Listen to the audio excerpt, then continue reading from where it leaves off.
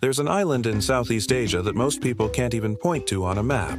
Yet it harbors some of the world's most ancient cultures, deadliest wildlife, and cheapest cost of living. This is Borneo, the third largest island on Earth, where former headhunters now serve you coffee, orangutans swing through million-year-old rainforests, and you can live comfortably on less than what Americans spend on their daily Starbucks habit. But here's what nobody tells you about Borneo. It's not one country, it's actually three. Malaysia controls the northern coast, Indonesia owns the southern bulk, and tucked away in a tiny corner sits Brunei, one of the world's richest nations that most people have never heard of. This political puzzle creates a unique situation where you can cross borders multiple times in a single day, each offering completely different experiences, prices, and ways of life. The name Borneo itself comes from the ancient Sanskrit word Kalimanthana, meaning island of fire, referring to the lightning storms that frequently illuminate the night sky. The locals, however, call it Kalimantan in the south and Sabah and Sarawak in the north. But ask any Dayak tribal elder, and they'll tell you this island has always been known as the land where spirits dance with men. Most travelers rush through Borneo chasing Instagram shots of orangutans and towering mountains, completely missing the real story happening in the longhouses, night markets, and river villages where people live lives that would be completely alien to anyone from the Western world. They're missing the secret life of Borneo, a parallel universe where ancient traditions blend with modern technology in ways that would make Silicon Valley jealous. The statistics alone should make you pay attention. Borneo is home to 140 million years of evolutionary isolation, producing species found nowhere else on Earth. The island contains some of the oldest rainforests on the planet, older than the Amazon, older than the Congo Basin. We're talking about ecosystems that were already ancient when dinosaurs walked the Earth. And somehow, human societies have thrived here for over 40,000 years, developing cultures so unique that anthropologists are still trying to understand them. What's truly mind-blowing is how affordable this paradise remains. While Bali and Thailand have been overrun by digital nomads driving up prices, Borneo continues to offer authentic experiences at prices that seem almost fictional. A full meal costs less than a New York subway ride a month, as rent in some areas is cheaper than a single night at a mid-range hotel in Bangkok, and the cost of living is so low that Social Security payments can fund a lifestyle most Americans can only dream of. But the real secret of Borneo isn't its affordability. It's its invisibility. This island has managed to stay off the mainstream tourism radar despite being larger than Texas, more biodiverse than Costa Rica, and more culturally complex than most entire countries. The reason? It's been quietly developing its own version of modernity while preserving traditions that date back millennia. Standing at the crossroads of three nations, Borneo presents a fascinating case study in how geography shapes destiny. The Malaysian portions, Sabah and Sarawak, offer political stability, excellent infrastructure, and English-speaking populations. Indonesian Kalimantan provides raw authenticity and prices so low they border on the absurd. And Brunei? It's like stumbling into a real-life Wakanda, a tiny, incredibly wealthy Islamic sultanate where gasoline costs less than water and citizens enjoy free healthcare and education. This geographical lottery has created distinct personalities within the same island. Cross from Malaysian Borneo into Indonesian Kalimantan, and you'll immediately notice the difference. The roads change, the food becomes spicier, the pace of life slows down, and your money suddenly stretches twice as far. Move north into Brunei, and you're in another world entirely. Pristine highways, gold-domed mosques, and a society built on oil wealth that makes Norway look modest. The indigenous peoples of Borneo, collectively known as Dayak, have been the island's true residents for millennia. They are the ones who built those famous longhouses that can stretch for 500 meters and house entire communities under one roof. They are the master navigators who used the stars and river currents to traverse this green maze long before GPS existed. And yes, they're the former headhunters whose warrior traditions were so fierce that European colonizers needed decades to establish control. But here's what anthropologists don't tell you. The headhunting wasn't random violence. It was a complex spiritual practice tied to agricultural cycles, coming-of-age ceremonies, and protection of territory. Taking an enemy's head wasn't about conquest. It was about capturing their spiritual power to protect your community. The practice was so deeply woven into Dayak culture that when the Dutch and British finally banned it in the early 1900s, many tribes felt spiritually naked and vulnerable. Today, those same warrior bloodlines have produced some of the most hospitable people on Earth. The Dayak concept of Gawai, which roughly translates to celebration of life, influences everything from how they welcome strangers to how they conduct business. Walk into a Dayak village unannounced, and within hours you'll be sharing meals, learning traditional dances, and probably getting slightly tipsy on tuak, their potent rice wine that tastes like honey and hits like a freight train. The geography of Borneo is equally mind-bending. At the center rises Mount Kinabalu, a 13,435-foot granite monolith that's still growing. The mountain is considered sacred by local tribes who believe it's the resting place of departed souls. But for adventurous travelers, it represents one of the world's most accessible high-altitude climbs. You can literally wake up in a beach resort, drive a few hours, and be climbing through cloud forest toward one of Southeast Asia's highest peaks. The coastlines tell their own stories. The east coast faces the Celebes Sea, where tiny Sipadan Island offers some of the world's best diving. Jacques Cousteau called it an untouched piece of art, and he wasn't exaggerating. The island sits on top of an extinct volcano cone, creating walls that drop 2,000 feet into abyssal darkness. Green and hawksbill turtles nest here in numbers that seem almost prehistoric, while schools of barracuda form living tornadoes in the blue water. The west coast is where most people live, stretched along the South China Sea in cities like Kuching, Kota Kinabalu, and Bandar Seri Begawan. These urban centers showcase Borneo's economic evolution. Kuching, whose name means cat city, has transformed from a sleepy colonial outpost into a cosmopolitan hub where tribal artifacts are sold alongside smartphones, and traditional coffee shops compete with international chains. But step away from these coastal cities and you enter a different reality entirely. The interior of Borneo is still largely untamed.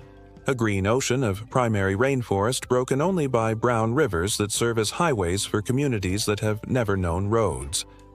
This is where the real Borneo reveals itself, in longboat journeys that can last days, in villages where electricity arrived only in the last decade, and in forests where new species are still being discovered regularly. The cultural complexity of modern Borneo would make sociology professors weep with joy. In Malaysian Borneo, you'll hear Malay, English, Mandarin, and at least 20 indigenous languages spoken within the same market. Street food vendors might be Muslim, Buddhist, Christian, or animist, sometimes within the same family. This religious and cultural mixing has created fusion traditions that exist nowhere else: Islamic Dayak communities, Christian Chinese merchants, and Buddhist Malays who've adapted local spiritual practices. Indonesian Kalimantan presents an even more complex cultural puzzle. As part of the world's largest Muslim nation, it's officially Islamic, but indigenous beliefs run deep. Many communities practice a form of folk Islam mixed with ancestral worship and nature spirituality. The result is a society where Friday prayers might be followed by ceremonies to appease river spirits, and modern Indonesians might consult both the Quran and traditional shamans for life decisions. The daily rhythm of life in Borneo follows patterns established by geography and climate rather than clocks. The equatorial heat means most outdoor work happens in the early morning or late afternoon. Markets open before sunrise, serving breakfast dishes that blend Malay spices, Chinese techniques, and indigenous ingredients. By 10 a.m., the serious heat sends most people indoors for air conditioning or shade. Business resumes around 4 p.m., and the real social life begins after sunset. This natural rhythm has created a food culture that's uniquely Bornean. Breakfast might be laksa Sarawak, a spicy noodle soup that's nothing like its Singaporean cousin. This version uses a complex broth made from prawns, chicken, and coconut milk, topped with strips of egg, prawns, and herbs that grow wild in the jungle. Each bowl takes hours to prepare properly, which is why the best laksa vendors start cooking at 3 a.m. to serve the breakfast crowd. The Chinese influence shows up in dim sum breakfasts that incorporate local ingredients. You might find har gao dumplings made with jungle prawns, or char siu bao filled with wild boar instead of pork. The result is a cuisine that's familiar enough for international palates, but exotic enough to surprise food veterans. Lunch in Borneo often means economy rice, a Chinese-inspired buffet system where you point to dishes that appeal to you, and the vendor piles them over rice. A full meal with meat, vegetables, and fish costs less than $2, making it the fuel of choice for workers, students, and budget travelers. The quality varies wildly, from institutional cafeteria-style setups to family operations that would make Anthony Bourdain weep with joy. But the real food adventure begins at the night markets. These open-air food courts transform sleepy neighborhoods into sensory overload zones where dozens of vendors compete for attention. The sounds alone tell stories. The rhythmic chopping of wok spatulas, the sizzle of sauté over charcoal, the calls of vendors advertising their specialties in languages that shift every few stalls. This is where you'll encounter foods that don't exist anywhere else. Medan, a type of wild fern that's stir-fried with garlic and chilies, tastes like asparagus crossed with spinach but grows wild in the jungle. Umai is raw fish cooked in lime juice and mixed with onions, chilies, and salt. Essentially Bornean ceviche that predates the Spanish conquistadors by centuries. And then there's bambangan, a wild mango that's pickled and eaten as a side dish, providing a sour kick that cuts through the richness of other foods. The drink culture reveals even more cultural complexity. In Muslim areas, you'll find incredible fruit juices and teh tarik, pulled tea that's stretched between cups to create a frothy texture. But venture into Dayak communities, and you'll be introduced to tuak, traditional rice wine that ranges from mildly alcoholic to paint-thinner strength, depending on how long it's been fermenting. Tuak isn't just a drink, it's a social institution. The brewing process involves entire communities, with different families contributing rice, sugar, and labor. The fermentation happens in massive clay jars that are passed down through generations, each one contributing its own unique flavor profile to the wine. A good jar of tuak becomes a family heirloom, with some vessels producing wine for over a century. The serving ritual is equally important. Tuak is traditionally consumed from a cup made from a dried gourd, passed around the circle so everyone drinks from the same vessel.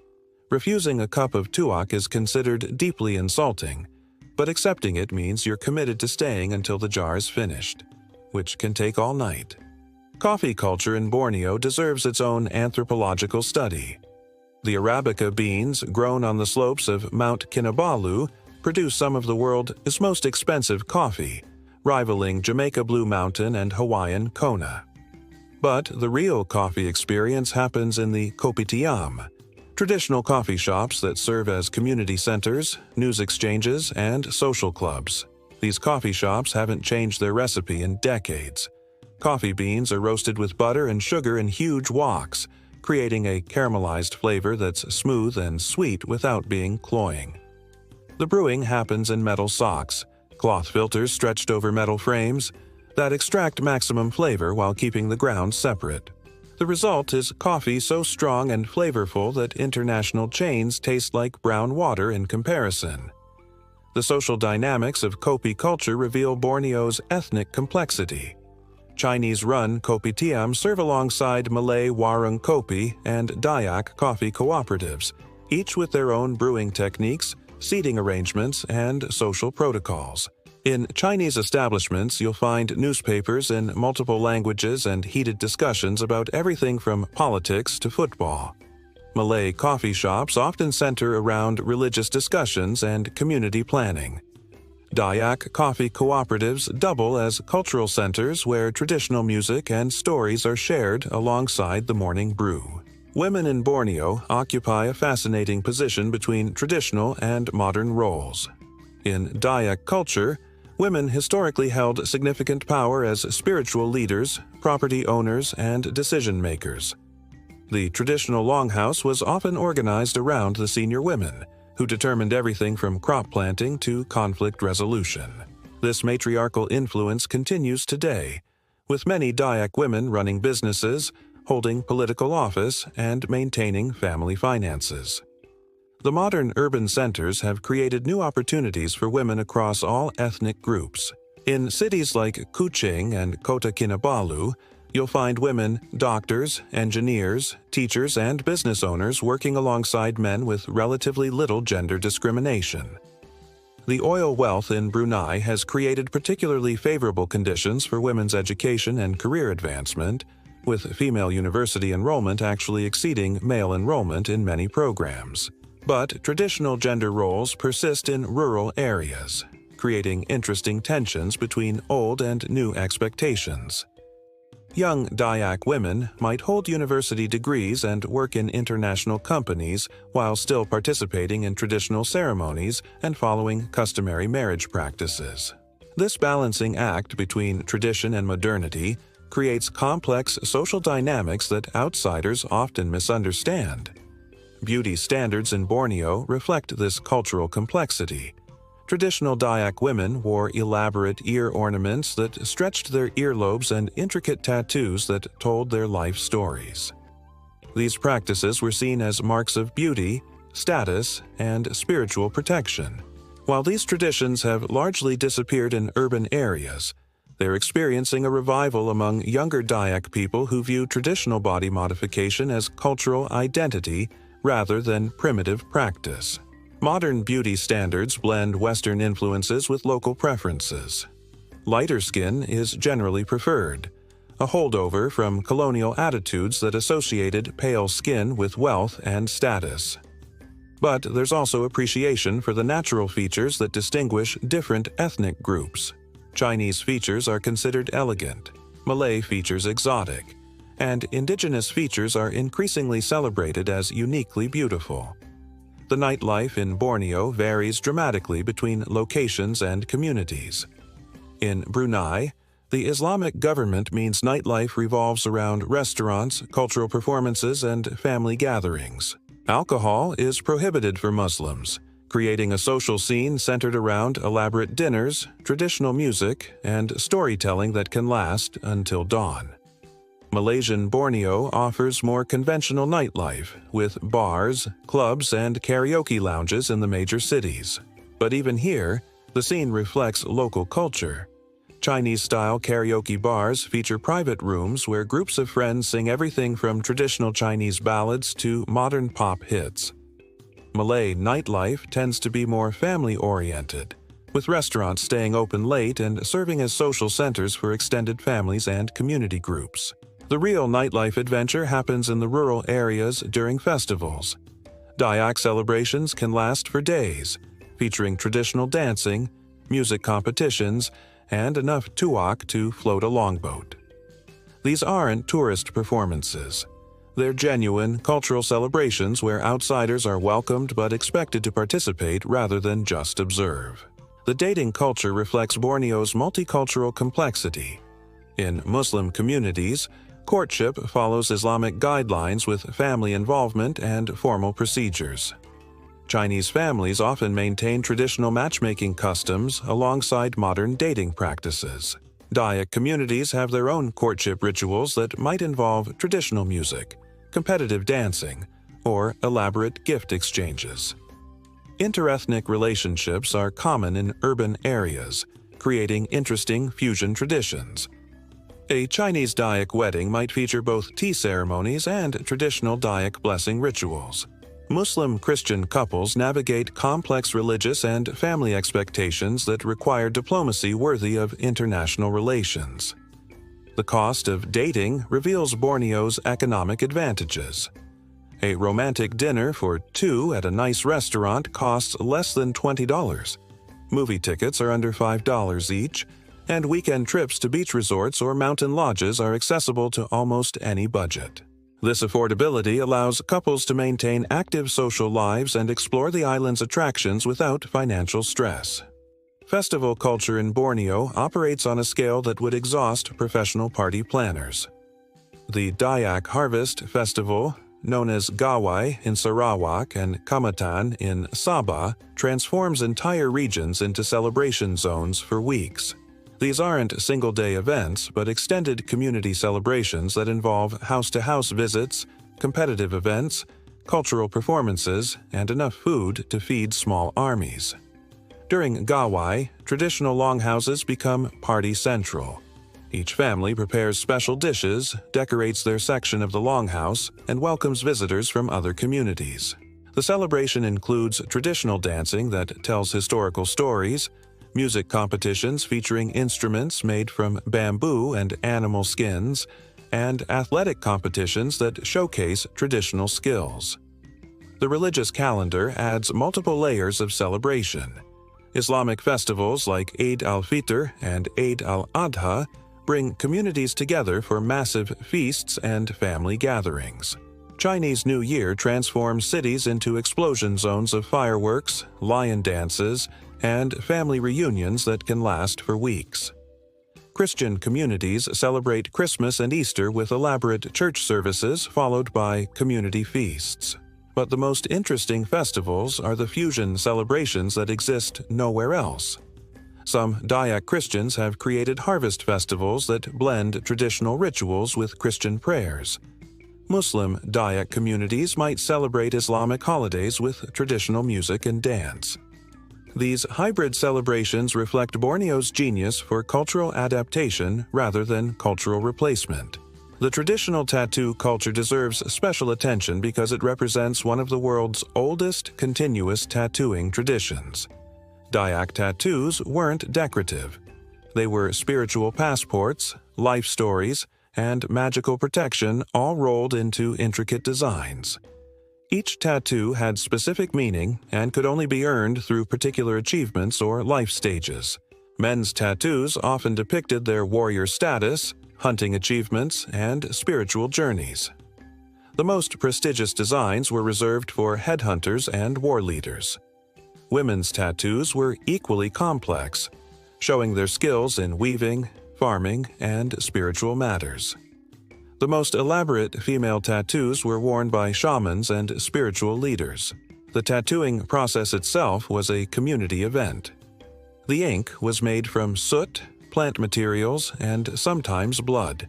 The tools were handmade from thorns, bones, and bamboo. The actual tattooing could take days or weeks, with the recipient enduring pain as a test of courage and spiritual commitment. Today, traditional Dayak tattooing is experiencing a revival as younger generations reclaim their cultural identity. Modern tattoo artists study traditional designs and meanings, adapting ancient patterns for contemporary sensibilities. Some young Dayak professionals sport traditional designs alongside modern business attire, creating a striking visual statement about cultural pride. Living on $600 a month in Borneo isn't just possible. It's comfortable if you know how to navigate the local systems. The key is understanding where to spend and where to save, because pricing varies wildly depending on location and target market. Housing represents the biggest variable. In rural areas or smaller cities, $200 a month can rent a decent apartment with basic amenities. Air conditioning adds to the electricity bill, but many locals use fans and natural ventilation to keep costs down. Sharing accommodation with other expats or locals can reduce housing costs to under $100 monthly. Food costs depend entirely on eating habits. Local markets and street food can feed someone well for under $5 daily. Cooking at home using local ingredients and techniques can reduce food costs to under $3 daily. Western food and international restaurants multiply costs by 3 to 5 times, making dietary adaptation crucial for budget living. Transportation is remarkably cheap. Local buses cost pennies, motorcycle taxis are affordable for short distances, and monthly bus passes cost less than $20 in most cities. Owning a motorcycle, the preferred local transport, involves initial costs of $500 to $1,000 for a decent used bike, but fuel costs only $10–15 monthly. Entertainment and social life can be almost free if you adopt local practices. Night markets, public festivals, and community events provide regular entertainment without admission fees. Hiking, swimming, and beach activities are free. Even paid entertainment like movies, bowling, or karaoke are priced for local wages, making them accessible on any budget. Healthcare costs reveal another advantage of Borneo living. Government clinics provide basic healthcare for nominal fees. Private hospitals offer international standard care at prices far below Western levels. Dental work, eye care, and routine medical procedures cost 70 to 80% less than U.S. prices while maintaining good quality. The hidden costs emerge around visa management, international banking, and maintaining connections to home countries. Tourist visas require regular renewals or border runs, adding travel costs and bureaucratic hassles. International banking fees can erode budgets if not managed properly. Internet speeds and reliability vary, making remote work challenging in some areas. But the financial advantages extend beyond low costs. The exchange rates favor Western currencies, meaning economic downturns in Europe or America often increase purchasing power in Borneo. Inflation rates are generally lower than Western countries, preserving the value of fixed incomes like pensions or investments. Transportation around Borneo reveals the island's infrastructure challenges and creative solutions. The river systems that divide the interior mean many communities rely on boats as their primary transportation. These range from traditional longboats carved from single trees to modern speedboats that can navigate shallow waters and rapids. The boat networks operate on schedules that depend more on weather and river levels than clocks. During dry season, some routes become impassable when water levels drop too low. Monsoon season brings different challenges with flooding and dangerous currents. Experienced boat operators read river conditions like urban drivers read traffic patterns, making split-second decisions about routes and timing. Road infrastructure varies dramatically between regions. Malaysian Borneo has excellent highways connecting major cities, making overland travel comfortable and reliable. The Pan-Borneo Highway project is creating a modern road network that will eventually connect all major population centers. Indonesian Kalimantan has fewer paved roads but is rapidly expanding its network, though many areas still rely on dirt tracks that become impassable during heavy rains. Air travel fills the gaps where roads and boats can't go. Borneo has dozens of small airports serving remote communities, with planes ranging from modern jets to tiny aircraft that can land on grass strips. These flights operate as public transport, carrying everything from passengers to livestock to mail. The pilots develop legendary skills navigating unpredictable weather and challenging landing conditions. The motorcycle culture deserves special mention because it's the backbone of personal transportation. Motorcycles navigate traffic that would paralyze cars, park in spaces barely larger than bicycles, and carry loads that would challenge pickup trucks. Families of 4 regularly travel on single motorcycles, with children sandwiched between parents and groceries balanced on every available surface. Motorcycle taxis, known locally as ojek, provide door-to-door service at incredibly low prices. Experienced ojek drivers know every shortcut, back alley, and traffic pattern in their area. They're often excellent sources of local information, restaurant recommendations, and cultural insights. Many travelers find their ojek drivers become informal tour guides and cultural ambassadors. The lifestyle pace in Borneo follows natural rhythms that would seem alien to people from temperate climates. The equatorial location means 12 hours of daylight year-round, with sunrise around 6 a.m. and sunset around 6 p.m., regardless of season. This consistency creates daily routines that don't change with seasons. Most people rise early to take advantage of cooler morning temperatures. Markets, outdoor work, and exercise happen in the early hours before the heat becomes oppressive. By 10 a.m., the smart money moves indoors or into shade, creating a natural siesta period that lasts until mid-afternoon. The afternoon heat break creates interesting social dynamics. This is when people catch up on indoor tasks, socialize in air-conditioned spaces, or simply rest. Businesses might close for extended lunch breaks, government offices become less responsive, and the overall pace of life shifts into low gear. Evening brings a second wave of activity as temperatures drop and people emerge from their afternoon refuges. This is when night markets set up, families gather for dinner, and social life begins in earnest. The evening routine often extends past midnight, making up for the lost afternoon hours. Weekend life reflects this climate-adapted schedule. Beach trips start before dawn to catch the coolest hours for travel and setup. Mountain hiking begins in darkness to reach summits before the heat becomes dangerous. River activities happen during afternoon heat when being in or near water becomes pleasant rather than necessary. The hospitality culture in Borneo operates on principles that would challenge efficiency experts but create social bonds that last generations.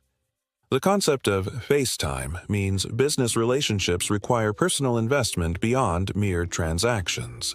Successful long-term residents learn to prioritize relationships over schedules, understanding that today's casual conversation might lead to tomorrow's business opportunity. This relationship-first approach extends to all social interactions. Neighbors expect acknowledgement and casual conversation. Shopkeepers remember regular customers and their preferences.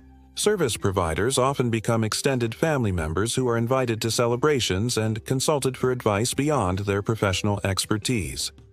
The wildlife encounters that happen in daily life would seem extraordinary to outsiders, but become routine for residents. Monkeys raid garbage cans and fruit trees with the persistence of urban squirrels. Hornbills nest in city parks and residential areas. Monitor lizards sunbathe on golf courses and swimming pool decks.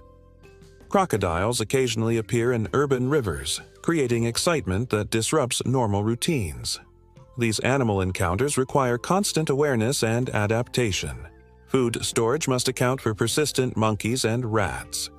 Outdoor activities require checking for snakes, spiders, and insects that can ruin a pleasant evening. But residents also develop appreciation for wildlife diversity that most urban dwellers never experience. The attractions that draw visitors to Borneo represent only a fraction of what makes the island special for long-term residents. Mount Kinabalu, while spectacular, is just one of dozens of mountains offering excellent hiking and climbing. The famous orangutan sanctuaries at Sepilok and Semengo are crucial conservation projects, but wild orangutans can be spotted throughout the appropriate habitats with patience and local knowledge. Sipadan Island's world-class diving gets all the publicity, but Borneo's coastlines offer hundreds of dive sites ranging from beginner-friendly coral gardens to advanced deep-water walls.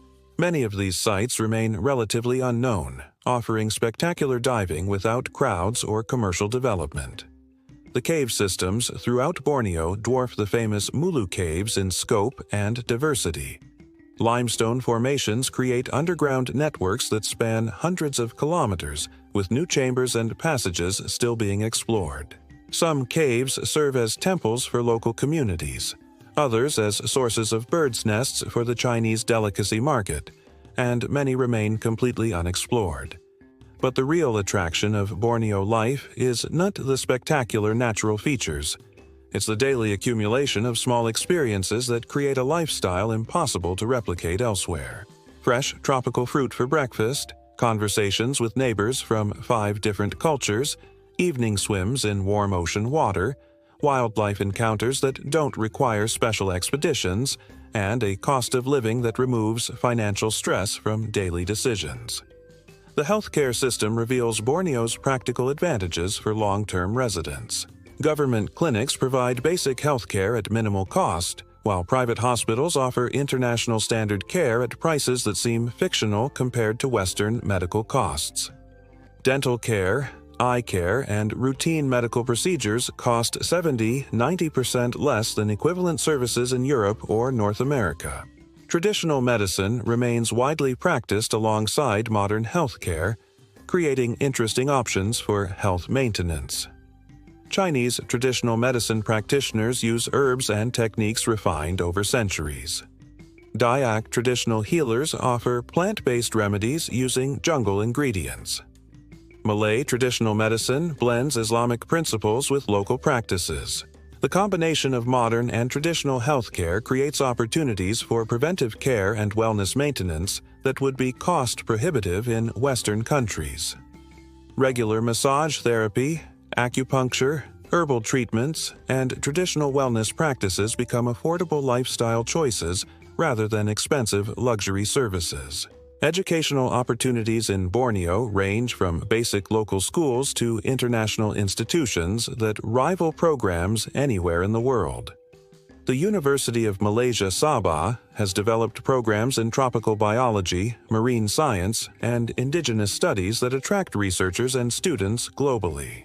Brunei's University. Brunei Darussalam leverages oil wealth to fund programs that compete with elite international universities. The language environment provides natural opportunities for multilingual development. Children routinely grow up speaking 3 or 4 languages, switching between Malay, English, Chinese dialects, and indigenous languages depending on social context. This linguistic diversity creates cognitive advantages and cultural flexibility that monolingual environments can't match. International schools cater to expat families and wealthy locals, offering curricula that prepare students for universities worldwide. These schools often blend international standards with local cultural content, creating educational experiences that combine global perspectives with regional expertise. Safety considerations in Borneo require understanding local conditions rather than applying stereotypes from other Southeast Asian destinations. Malaysian Borneo benefits from Malaysia's stable political system and effective law enforcement. Crime rates are generally low, with petty theft and scams being the primary concerns for foreigners. Indonesian Kalimantan presents more complex safety considerations due to its vast size and varied development levels. Urban areas like Balikpapan and Pontianak are generally safe with normal precautions, while remote areas require more careful planning and local guidance. Political tensions occasionally flare between different ethnic groups, but these rarely affect foreign visitors. Brunei stands out for exceptional personal safety due to strict law enforcement and social stability. The combination of oil wealth, small population, and conservative Islamic government creates an environment where violent crime is virtually non-existent and petty crime is rare. Natural hazards require more attention than human threats in most of Borneo. Flash flooding during monsoon season, dangerous wildlife encounters, and tropical diseases pose real risks that require preparation and awareness. The equatorial climate also creates health challenges for people not adapted to constant heat and humidity. The visa landscape for Borneo varies significantly between the 3 countries, creating opportunities for creative long-term stays through strategic planning. Malaysia offers visa-free entry for many nationalities, with 90-day tourist visas that can be extended or renewed through border runs. The Malaysia My Second Home program provides long-term residency for qualified applicants with modest financial requirements. Indonesia provides visa-free entry for shorter stays, with various visa options for longer visits. The Retirement Visa program offers 1-year renewable permits for people over 55 with modest pension requirements. Investment visas provide paths to permanent residency for people willing to start businesses or make substantial financial commitments. Brunei offers visa-free entry for most nationalities, but limits stays to 30 days without extensions. Long-term residence requires employment, sponsorship, or significant investment, making it less accessible for casual, long-term stays. The combination of different visa regimes allows creative approaches to long-term residence. Many expats use Malaysia as their primary base while making regular trips to explore Indonesian Kalimantan and Brunei. Others establish residence in Indonesia while maintaining visa flexibility for regional travel. Language requirements vary between regions but generally favor English speakers. Malaysian Borneo operates largely in English alongside Malay and local languages. Business, tourism, and government services accommodate English speakers without difficulty. Indonesian Kalimantan requires more Indonesian language skills, though English works in tourist areas and international business contexts. Learning basic Malay provides access to both Malaysian and Indonesian regions, since the languages are mutually intelligible.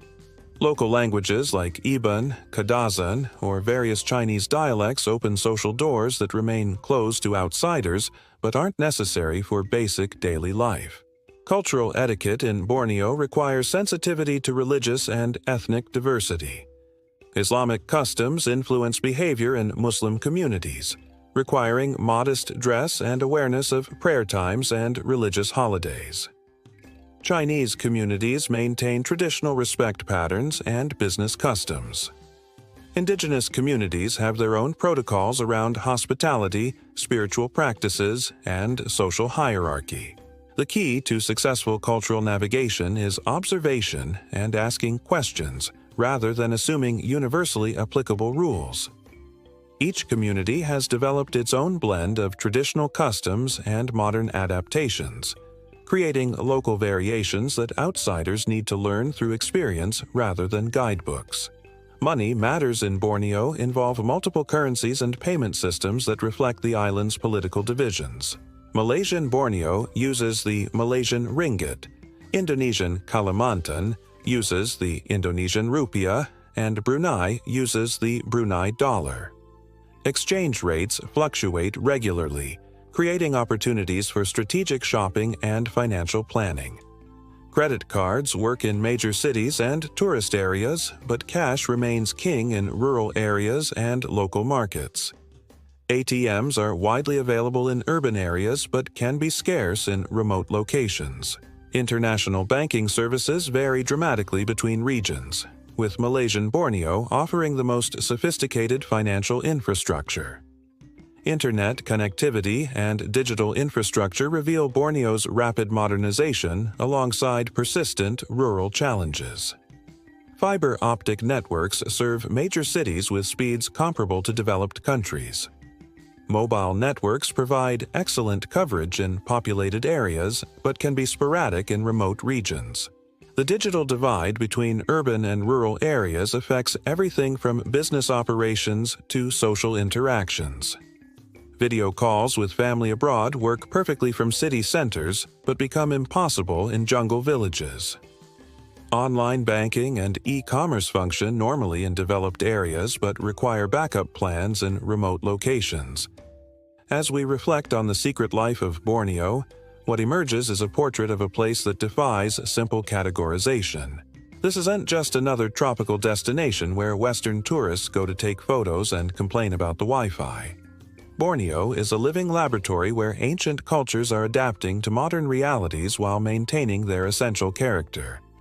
The island's three-country political structure creates unique opportunities for people willing to navigate complexity in exchange for authenticity and affordability. The cultural diversity offers experiences that can't be found anywhere else. Where else can you share rice wine with former headhunters, attend Islamic prayers in the morning, and Chinese opera in the evening, and discuss conservation policy with orangutan researchers? The natural environment provides a backdrop that makes daily life feel like a National Geographic documentary. Morning commutes might include hornbill sightings, Evening walks could reveal bioluminescent beaches, and weekend adventures can lead to encounters with wildlife that most people only see in zoos. But perhaps the most remarkable aspect of Borneo's secret life is how it challenges Western assumptions about development, progress, and quality of life. Here's a place where people live longer, healthier, and arguably happier lives while spending a fraction of what their Western counterparts consider necessary for basic survival.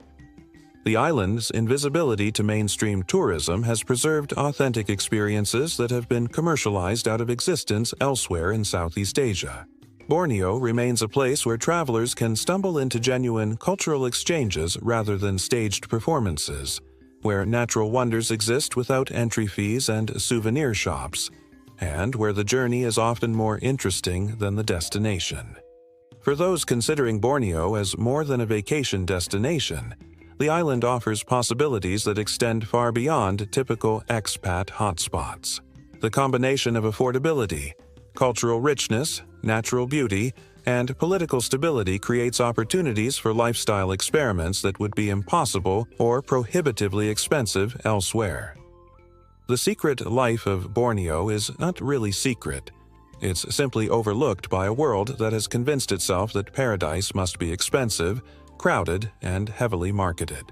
Borneo proves otherwise, offering anyone willing to embrace complexity and authenticity a chance to experience life in one of the world's last genuinely wild places. Whether you're drawn by the prospect of living on $600 a month, the opportunity to experience cultures that have survived for millennia, the chance to see wildlife that exists nowhere else on Earth, or simply the appeal of a place where ancient traditions and modern conveniences coexist in surprising harmony, Borneo offers experiences that will change your perspective on what's possible in the modern world. The island's greatest secret isn't its affordability or its wildlife or its cultural diversity. It's the realization that places like this still exist, where life moves at human pace rather than digital speed, where community matters more than efficiency, and where the natural world remains an active participant in daily life rather than something to visit on weekends. In a world increasingly homogenized by globalization, Borneo stands as proof that authentic alternatives still exist for those willing to look beyond the obvious choices. The secret life of Borneo is waiting for anyone curious enough to discover it.